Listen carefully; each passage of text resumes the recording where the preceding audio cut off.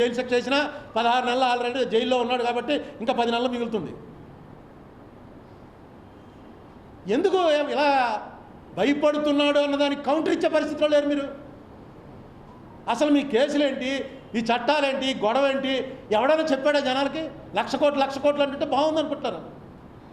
ఇదేదో బాగుందిరా, మన దగ్గర 1,00,00,000 కోట్లు ఉన్నాయంటేనే ప్రజలు వస్తారు మనతోటి. నేనేదో ప్రెస్ మీట్లో చెప్తే ఎందుకన్నా నీకు ఎందుకు అనవసరం, ఆ గొడవలు ఎందుకు వదిలేయని. అదేంటే రాజశేఖర రెడ్డి మీ కేసులు ఇవి. రాజశేఖర రెడ్డి చేసిన తప్పులకి అతను బెనిఫిషియరీ అని కదా కేసులు పెట్టారు. ఉన్న కేసులేమో 1,300 కోట్లు. 1,300 కోట్ల కేసుకి 1,00,000 కోట్లు అంటే మీరెవడో మాట్లాడేటి అంటే వదిలేయన్న, జనం ఏం పెద్ద పట్టించుకోవట్లేదు. జగన్ అనలేదు కానీ జగన్కి బాగా దగ్గర వాళ్ళు నాతో మాట్లాడేవాళ్ళు అంటే వాళ్ళు ఇష్టపడుతున్నారు. కానీ దీని పర్యవసానంగా ఎలా వచ్చిందంటే ఈవేళ ప్రజలు నమ్మే పరిస్థితి వచ్చింది. ఈయనేం అడగలేడండి జగన్మోహన్ రెడ్డి, ఇక్కడ వచ్చి మామూలుగా చెప్తాడు. చంద్రబాబు నాయుడు మీద ఎక్కుతాడు తప్ప, అది కూడా మోడీకి ఇష్టం. చంద్రబాబు నేను ఎంత తిడితే అంత మంచిదని ఎక్కనిస్తున్నారు. మోడీని పల్లెత్తి మాట అనలేడండి, అసలు ఆ గవర్నమెంట్ని కళ్ళెత్తి చూడలేడు అని జనం అనుకునే పరిస్థితి వస్తుంది.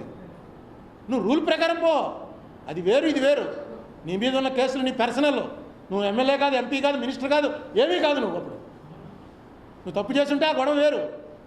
నువ్వు వేళ CM, as a chief minister నీ రెస్పాన్సిబిలిటీస్ నువ్వు నిర్వర్తించు. ఇవేవి కూడా నీకు అడ్డం పడనీకు. ఇవి కానీ అడ్డం వచ్చి ఏదో సెకండ్ని పెట్టి కొట్టినట్టుగా ఈ కేసులు అడ్డం పెట్టి నిన్ను కొడదామని ప్రయత్నం చేస్తే నువ్వు ఇమీడియట్గా చెప్పు, సెకండ్ కాదు ఏం కాదు బాబు, నేను ప్రజలతో వచ్చాను కాబట్టి సెకండ్ని కూడా చంపేసి అర్జునుడి మీదకి వచ్చేస్తానండి. నువ్వు పోరాటంతో వచ్చావు, సీఎం అయ్యావు. ఏ నిమిషంలో నువ్వు కాంప్రమైజ్ మొదలెట్టావో ఆ నిమిషం నుంచి నీ పతనం ప్రారంభమవుతుంది. అవసరమైన చోట కాంప్రమైజ్ అవ్వు. ఎక్కడైతే రాష్ట్ర ఇంట్రెస్టులు దెబ్బతింటాయనుకున్నావో నో క్వశ్చన్, కాంప్రమైజ్ క్వశ్చనే లేదు. పోలవరాన్నే కాంప్రమైజ్ అవ్వాల్సి వస్తే ఇంకెందుకండి ఈ ప్రభుత్వం? రాజశేఖర రెడ్డి కొడుకు ప్రభుత్వం పోలవరం విషయంలో కాంప్రమైజ్ అయిపోతే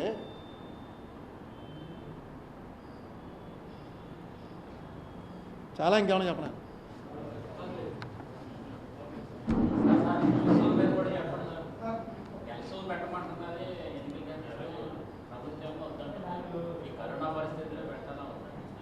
చెప్పమంటావా అది ఇందులో? చెప్పనా? డైల్యూట్ అయిపోదు, పోలవరం డైల్యూట్ అయిపోతుంది.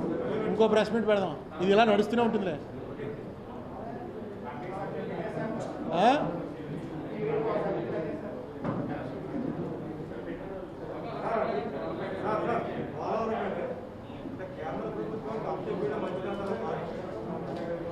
ఏమంటే పోలవరం జరగటం అనేది అత్యవసరం అండి. పోలవరం పూర్తవ్వాలి. వాళ్ళు కనుక ఎంత డబ్బు అయితే ఒప్పుకుని అడ్వైజరీ కమిటీస్ వాటిలో ఒప్పుకున్నారో అంత డబ్బు మేము ఇస్తాము, మీరు కట్టండి అంటే జగన్మోహన్ రెడ్డి కనుక అంత ఇవ్వక్కర్లేదండి, చంద్రబాబు నాయుడు అన్నీ కూడా పెంచి చూపించాడు, మీరు 50,000 అవసరం లేదు 42,000 కోట్లు ఇవ్వండి నేను పూర్తి చేస్తాను అన్నాడు అనుకోండి, శబాష్, అది కరెక్ట్. అది రివర్స్ టెండరింగ్ అంటే. ఇది కాదు, ఇది ఆర్టిఫిషియల్. ఇది అది అప్పుడు వాళ్ళు కూడా ఇవ్వక తప్పదు.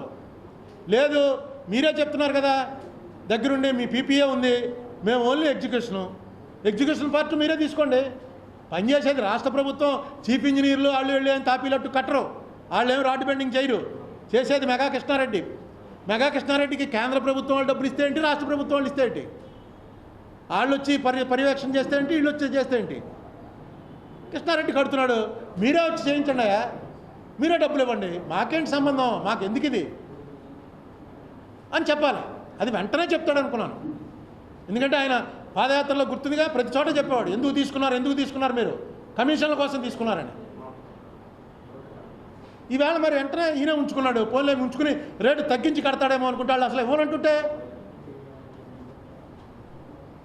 ఏమన్నా మనకేమన్నా దానం ఇస్తున్నారా, మనం ఏమన్నా దేహి అంటున్నావా? ఆ రోజు ఇది పెట్టి కంప్లీట్ తుడుతున్నాం అనేటువంటి పద్ధతిలో ఇంత సన్నాసులో అని అనుకోలేదండు. ఇది అయిపోగానే, పార్లమెంట్ అయిపోగానే మొత్తం మర్చిపోతారా, నోరు మూసుకుపోతారు అందరూ, ఇంక మళ్ళీ ఈ పార్లమెంట్లో గొడవ ఎత్తరు అని వాళ్ళు అనుకుని ఉండరు, లేకపోతే ఇవి ఇవ్వరు. మనం ఇంత సన్నాసులో ఉన్న సంగతి తర్వాత తెలిసింది మనకి. వాళ్ళకు కూడా ఇప్పుడు తెలిసి ఏంటి వీళ్ళు చేసేది, 23 నెగ్గారు, 22 మంది నెగ్గారు, వచ్చారు కూర్చున్నారు. ఏంటి చేశారు? మీటర్లు పెడతామన్నారు. ఎస్ పెట్టండి సార్ అన్నాం. రైతు బిల్లు అన్నారు, పెట్టండి సార్. మీరు ఏం చెప్తే అది ఓకే అంటున్నాం. పోనీ అన్నిటికీ ఓకే అంటున్నాడు, పోలవరమే పెట్టుకున్నాడేమో జగను. వీళ్ళతో మన గొడవ ఎందుకు? గొడవ లేకుండా ఉంటే పోలవరం పూర్తిగా కట్టేస్తారు. అదే ఉద్దేశం అయి ఉంటుందని నేను అనుకున్నాను. ఏదో ఉద్దేశం లేకుండా ఎందుకు అన్నిటికీ ఒప్పుకుంటాడు? పక్కన కేసీఆర్ ఉన్నాడండి. కేసీఆర్ మనకు తెలుసు కదా. కేసీఆర్ ఏం పెద్ద ఆకాశంలో చూడిపడ్డ మహాత్మా గాంధీ ఏం కాదుగా. కేసీఆర్ ఎందుకు లెక్క చేయట్లేదు? కేసీఆర్ అమిత్ షా వచ్చి నోటికి వచ్చినట్టుగా చెప్తున్నాడు. అమిత్ షా తెలంగాణలోంచి బయటికి వెళ్ళే లోపల క్షమాపణ చెప్పాడు. ఏంటి మాడుతున్నాడు? ఏమనుకుంటున్నావు అని కేసీఆర్ ఎందుకు అనగలుగుతున్నాడు, మనం ఎందుకు అనలేకపోతున్నాం?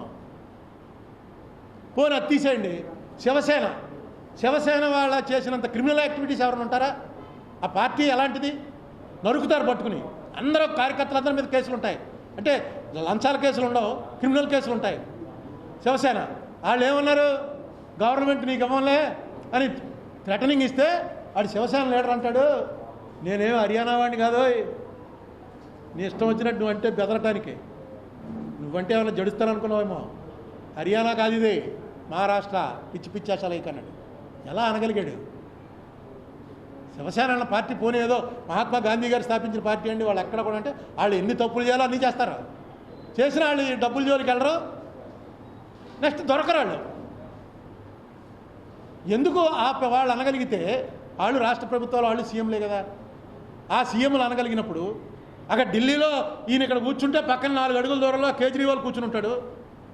ప్రతి దారికి దా అని చెప్పి తొడగొడుతున్నాడు. కేజ్రీవాల్ని ఏమైనా పేగలిగారా? ఇంత ఒక అంగుళం కలపగలిగారా? ఎందుకు మనం భయపడాలి? పాయింట్ ఉన్నప్పుడు.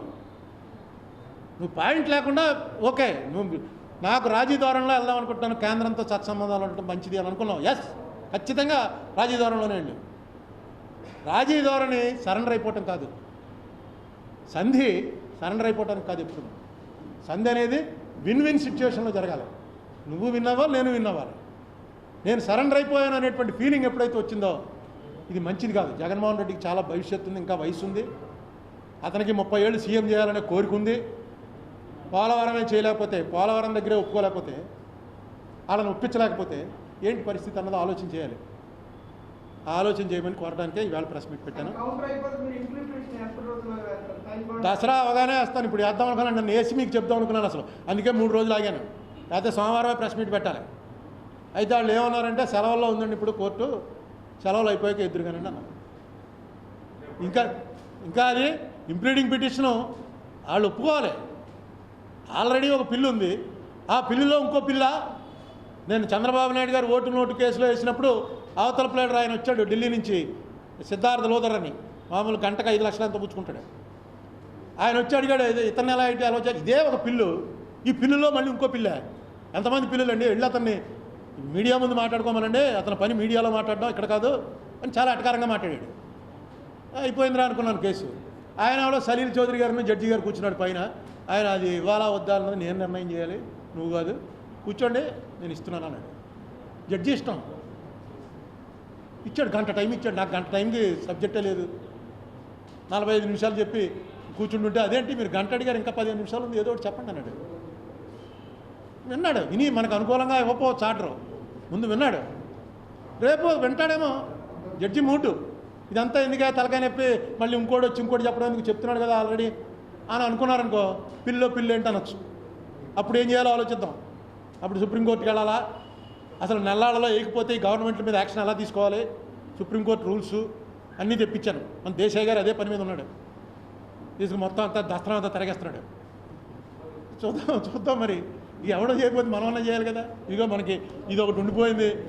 ఈ కేసు ఎప్పుడైతే పార్లమెంట్లో నోటీస్ ఇస్తారో, నేను చాలామంది జగన్మోహన్ మొన్న ప్రెస్ మీట్ కూడా తెలుగుదేశం వాళ్ళు తిట్టేస్తున్నాను.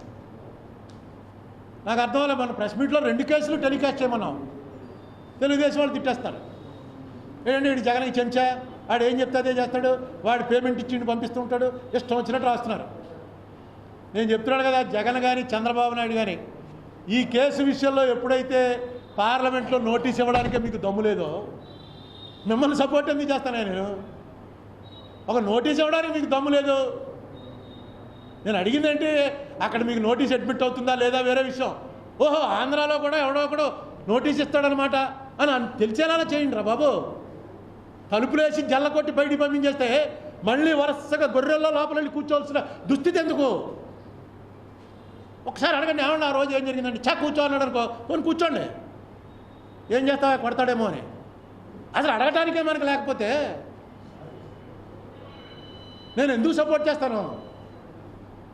చంద్రబాబు నాయుడు ఆ రోజున ఆయన అడుగుతానని అడగకుండా వెనక్కి వెళ్ళిపోయాడు. జగన్మోహన్ రెడ్డి పార్టీని అడిగాను ఆవేళ, మేము ఎల్లుండి రాజీనామా చేసేస్తున్నాం అన్నారు వాళ్ళు. ఈవేళ వాళ్ళు వచ్చారు, వాళ్ళు అడగట్లా. జగన్మోహన్ రెడ్డికి వెంటనే లెటర్ రాశాను, ఆ లెటర్ మీకు ఇచ్చాను. ఒకసారి క్వశ్చన్ పెట్టండి, 5 రకాలు తయారు చేసి పంపించాను. ఊరికే నేను క్వశ్చన్ పెట్టాను అనగా క్వశ్చన్ ఎలా పెట్టాలి, షార్ట్ సూరేషన్ డిస్కషన్కి ఎలా రాయాలి, 0 ఓవర్లో ఎలా రాయాలి, అన్నీ తయారు చేసి పంపించాను. దీని మీద ఎంపీ సంతకం పెట్టించాను చాలు. ఇందులో ఏదో ఒకటి అడ్మిట్ అవుతుంది. ఏం లేదు మనం అడుగుతున్నది, ఆ మోడీ గారు అన్నది నిజమా కాదా అని. మోడీ గారు అన్నాడు ఆంధ్రాన్ని జల్లకొట్టాడు కాదా ఇదని. అవును, మమ్మల్ని జల్లకొట్టిన మాట నిజమా? ప్రధానమంత్రి గారు అంటున్నారు కదా అని అడగమంటే అడగడానికి భయం వాళ్ళకి.